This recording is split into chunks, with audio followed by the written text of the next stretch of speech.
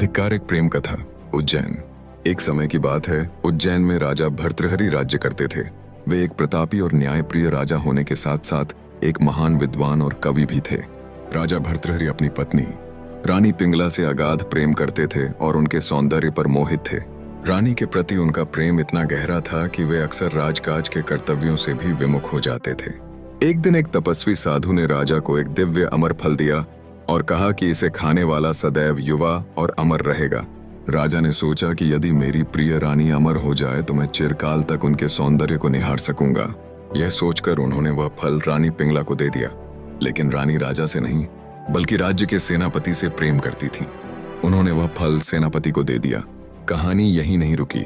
सेनापति का प्रेम एक नर्तकी पर था, इसलिए उसने वह दिव्य फल उसे भेंट कर दिया। वह नर्तकी अत्यंत विवेकशील थी।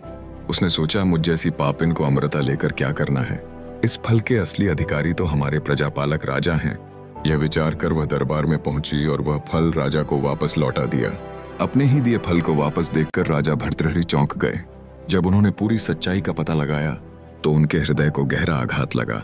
उन्हें ज्ञात हुआ कि वे जिसे दुनिया में सबसे अधिक प्रेम करते हैं वह उनसे छल कर रही है और प्रेम का यह चक्र एक धोखा मात्र है।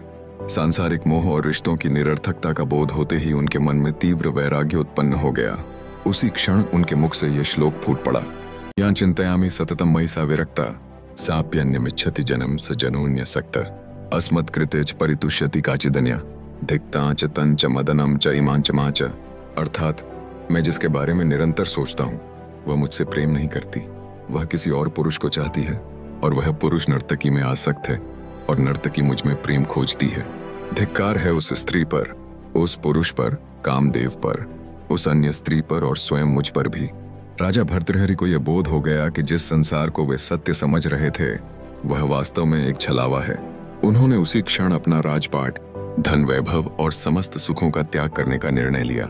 उन्होंने अपना राज्य अपने छोटे भाई विक्रमादित्य को सौंप दिया और स्वयं गुरु गोरखनाथ के शिष्य बनकर संन्यास ग्रहण कर लिया। आगे चलकर राजा भर्तृहरि एक महान योगी और दार्शनिक के रूप में प्रसिद्ध हुए और उन्होंने नीति शतक, श्रृंगार शतक और वैराग्य शतक जैसे प्रसिद्ध ग्रंथों की रचना की। उनका वैराग्य शतक आज भी सांसारिक मोह माया से विरक्ति का एक उत्कृष्ट उदाहरण माना जाता है। इस प्रकार एक अमर फल ने राजा भर्तृहरि को अमृता का मोह छुड़ाकर वैराग्य के अमर पथ पर अग्रसर कर दिया।